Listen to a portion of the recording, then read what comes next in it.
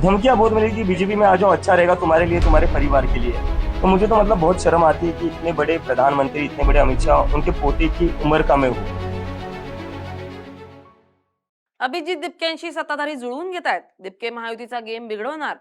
Cockroach जनता पार्टीचे संस्थापक आणि विद्यार्थी आंदोलनाचा प्रमुख चेहरा अभिजित दिपके हे दिल्लीतील ऐतिहासिक जंतर मंतर येथील आंदोलन संपवून महाराष्ट्रात परतल्यापासून राज्यातील राजकीय वातावरण पूर्णपणे ढवळून निघालंय.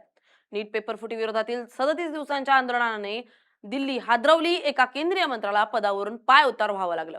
अशा ताकदीचा युवा नेता जेव्हा महाराष्ट्राच्या भूमीत आणि मराठवाड्याच्या छत्रपती संभाजीनगरात परततो, तेव्हा प्रस्थापित राजकीय समीकरणांना धक्का बसणं स्वाभाविक आहे. अभिजित दिपके छत्रपती संभाजीनगरमध्ये आल्यानंतर महाराष्ट्रातील सत्ताधारी महायुतीचे दोन अत्यंत महत्वाचे चेहरे, राज्याचे सामाजिक न्याय मंत्री आणि जिल्ह्याचे पालकमंत्री संजय शिरसाट तसेच आमदार बच्चू कडू यांनी अभिजित दिपके यांच्या घरी जाऊन त्यांच्या कुटुंबियांची भेट घेतली आहे. आंदोलन सुरू असताना एकही शब्द न बोललेले सत्ताधारी नेते आज अभिजित दिपकेंची भेट घेत आहेत. ही भेट फक्त सदिच्छा भेट वाटणं थोडं मुश्किल आहे. यामागे सत्ताधाऱ्यांची रणनीती, छुपी भीती आणि आगामी विधानसभा निवडणुकांचे राजकीय गणित दडलेले आहे का? एका बाजूला सत्ताधारी नेते त्यांच्याशी जुळवून घेण्याचा प्रयत्न करतायत असे दिसतंय, तर दुसऱ्या बाजूला दिपके यांच्या वडिलांनी भाजपकडून पक्षात येण्यासाठी धमक्या आल्या होत्या असा आरोप केल्यानं हा विषय अधिकच पेटलाय. या संपूर्ण प्रकरणात सत्ताधाऱ्यांची नेमकी रणनीती काय असू शकते? सत्ताधारी घाबरलेत की रणनीती आखतायत? संजय शिरसाट आणि बच्चू कडू यांच्या भेटींमागील राजकीय क्रोनॉलॉजी काय आहे? सत्ताधाऱ्यांकडून अभिजित दिपकेंशी जुळवून घेण्याचा प्रयत्न का होतोय? विरोधी परतीकडे झुकू नये म्हणून धडपड सुरू आहे का? निवडणूक आणि मतदानावर कसा फरक पडू शकतो? धमकी आणि ऑफरचं काय राजकारण आहे पाहूयात या व्हिडिओतून. नमस्कार, मी स्नेहल चौधरी. आपण पाहत आहात एल एस मराठी. भारतात गेल्या काही वर्षात झालेल्या अनेक आंदोलनांपैकी सीजेपीचं आणि जेनझीचं हे पहिलंच मोठं आंदोलन होतं. ज्यानं थेट केंद्र सरकारला झुकवलं. स्पर्धा परीक्षांमधील घोटाळे, पेपर फुटी आणि बेरोजगारी यामुळे महाराष्ट्रातील तरुण वर्ग आधीच महायुती सरकारवर प्रचंड नाराज आहे. अभिजित दिपके या नाराजीचा अधिकृत चेहरा बनलेत. त्यांच्या एका आवाहनावर लाखो तरुण रस्त्यावर उतरू शकतात याची पूर्ण जाणीव सत्ताधाऱ्यांना आहे. म्हणूनच सत्ताधारी या असंतोषाच्या ज्वालामुखीला शांत करण्यासाठी स्वतः त्यांच्या दारात जात आहेत. आंदोलनादरम्यान महायुतीच्याच एका नेत्यानं आंदोलक विद्यार्थ्यांना दहशतवादी म्हटलं होतं, ज्यामुळे विद्यार्थ्यांमध्ये प्रचंड संताप होता. संजय शिरसाट आणि बच्चू कडू यांच्या भेटी या संतापावर फुंकर घालण्यासाठी आणि आम्ही विद्यार्थ्यांच्या पाठीशी आहोत हे दाखवण्यासाठी होत्या का, हा सुद्धा प्रश्न आहे.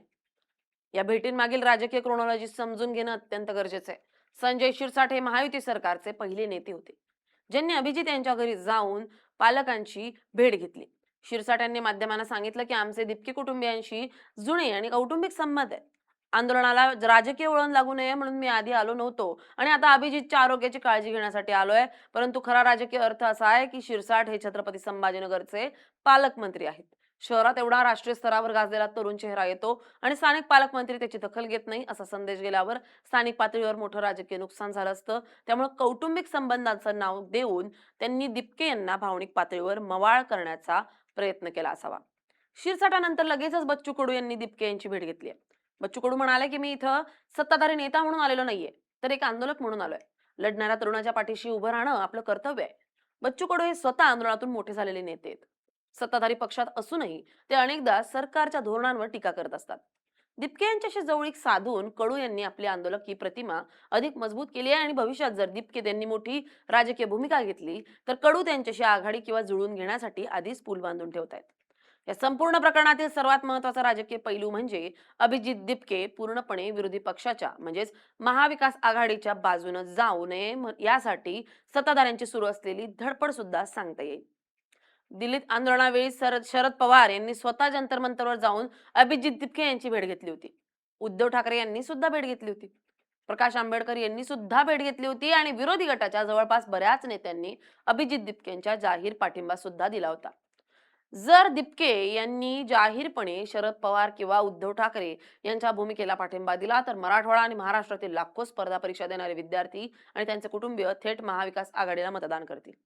हे रोखण्यासाठी सत्ताधाऱ्यांनी दिपके यांच्या भोवती भेटीगाठीचे वेढे घातले असू शकतात, ही दाट शक्यता आहे. जर दिपके आपल्या बाजूने आले नाही तर किमान ते उघडपणे विरोधकांच्या बाजूनेही जाऊ नयेत आणि त्यांना तटस्थ कसं ठेवता येईल हा सत्ताधाऱ्यांचा मुख्य प्रयत्न आहे. राजकीय गणितानुसार अभिजित दिपके यांनी घेतलेली भूमिका आगामी विधानसभा निवडणुकीत मतदानाची आकडेवारी पूर्णपणे बदलू शकते. जर दिपके पूर्णपणे तटस्थ राहिले आणि त्यांनी फक्त विद्यार्थ्यांचे प्रश्न मांडले तर सत्ताधाऱ्यांवरील राजकीय हल्ला कमी होईल. अशा वेळी विरोधकांना पेपरफुटीच्या मुद्द्याचे थेट मतदानात रूपांतर करता येणार नाही आणि तरुण वर्ग आपापल्या स्थानिक आवडीनुसार मतदान करेल. पण जर दिपकेंनी महाविकास आघाडीला उघड पाठिंबा दिला तर मात्र मराठवाडा आणि पश्चिम महाराष्ट्रातील किमान 15 ते 20 जागांवर सत्ताधाऱ्यांचे समीकरण पूर्णपणे बिघडू शकते. विरोधकांना तरुणांचा एक मोठा ब्रँड अँबॅसेडर मिळालाय आणि पेपरफुटी आणि बेरोजगारी हा निवडणुकीचा मुख्य अजेंडा बनेल, ज्यामुळे तरुण मतदार एकगठ्ठा विरोधकांच्या बाजूने मतदान करतील. जर भाजप किंवा सत्ताधाऱ्यांनी दिपकेंवर दडपण आणण्याचा प्रयत्न सुरूच ठेवला तर आंदोलक तरुणांचा आवाज सरकार दाबतय हा संदेश जाऊन सत्ताधाऱ्यांबद्दल तरुणांचा राग अजून वाढेल. विरोधक या मुद्द्याला लोकशाही धोक्यात आणि मराठवाडी अस्मिता या भावनिक मुद्द्यांशी जोडतील. त्यामुळे मतदारांमध्ये सहानुभूतीची लाट निर्माण होईल. तो सत्ताधाऱ्यांविरुद्ध उभे राहतील. विरोधक या मुद्द्याला लोकशाही धोक्यात आणि मराठवाडी अस्मिता या भावनिक मुद्द्यांशी जोडतील, ज्यामुळे मतदारांमध्ये सहानुभूतीची लाट निर्माण होईल आणि ते सत्ताधाऱ्यांविरुद्ध उभे राहतील. महाराष्ट्रात सध्या जवळपास 2 कोटींपेक्षा जास्त तरुण मतदार आहेत आणि त्यातही मराठवाड्यात स्पर्धा परीक्षांची तयारी करणाऱ्या विद्यार्थ्यांची संख्या मोठी आहे. जर अभिजित दिपके यांच्या आवाहनामुळे फक्त 2 ते 3% तरुण मतदारांनी आपली बाजू बदलली तर प्रत्येक मतदारसंघात 2 ते 5,000 मतांचा फरक पडू शकतो. आजच्या महाराष्ट्राच्या राजकारणात जिथे जागा कमी फरकाने जिंकल्या जातात तिथे हा फरक सत्ता बदलण्यासाठी पुरेसा ठरू शकतो. अभिजित दिपके यांच्या वडिलांनी माध्यमांसमोर सांगितलं की भाजपकडून पक्षात येण्यासाठी धमक्या आल्या होत्या. जरी भाजपने हे आरोप फेटाळले असले तरी राजकीयदृष्ट्या त्यामुळे सत्ताधारी बॅकफुटवर येऊ शकतात. राजकारणातील साम दाम दंडभेद या सूत्राचा वापर करून आधी दिपकेंना आपल्या बाजूने वळवण्याचा प्रयत्न झाला असावा आणि त्यात अपयश आल्यावर दबाव आणण्याचा प्रयत्न झाला असावा, अशी चर्चा आता जनतेत सुरू झाली आहे. एकीकडे केंद्रीय शिक्षण मंत्र्यांचा राजीनामा झाल्यामुळे विद्यार्थ्यांचा मोठा विजय झालाय आणि अशा विजयी नेतृत्वाला जर महाराष्ट्रात आल्यावर धमक्या मिळत असतील तर हे सरकार हुकुमशाही प्रवृत्तीचा आहे हा विरोधकांचा आरोप जनतेला खरा वाटू लागतो. म्हणूनच हे राजकीय नुकसान टाळण्यासाठी संजय शिरसाट सारख्या मंत्र्यांना तातडीने दिपकेंच्या घरी धाव घ्यावी लागली असावी. सत्ताधारी पक्ष अभिजित दिपके यांच्या वाढत्या प्रभावाला आणि त्यामुळे होणाऱ्या तरुण मतदारांच्या रोषाला नक्कीच घाबरलाय. परंतु त्यांची ही भीती ते अत्यंत हुशारीनं राजकीय व्यवस्थापनात बदलण्याचा प्रयत्न करतायत. संजय शिरसाट आणि बच्चू कडू यांच्या भेटी या दिपके यांच्या आंदोलनाची धार कमी करण्यासाठी आणि त्यांना विरोधी पक्षाच्या गोटात पूर्णपणे जाण्यापासून रोखण्यासाठी रचलेली एक सुसज्ज रणनीती आहे असं म्हणता येईल. परंतु अभिजित दिपके यांनी घेतलेली अत्यंत आक्रमक आणि भाजप विरोधी भूमिका पाहता सत्ताधाऱ्यांचे जुळवून घेण्याचे प्रयत्न तुर्तास तरी अयशस्वी ठरताना दिसत आहेत. आगामी विधानसभा निवडणुकीत हा युवा आंदोलक चेहरा किंगमेकर ठरणार की महाराष्ट्राच्या राजकारणाला नवी दिशा देणार हे येणारा काळच ठरवेल. तुम्हाला काय वाटतं आम्हाला कमेंट करून नक्की कळवा. Bureau report LS Marathi.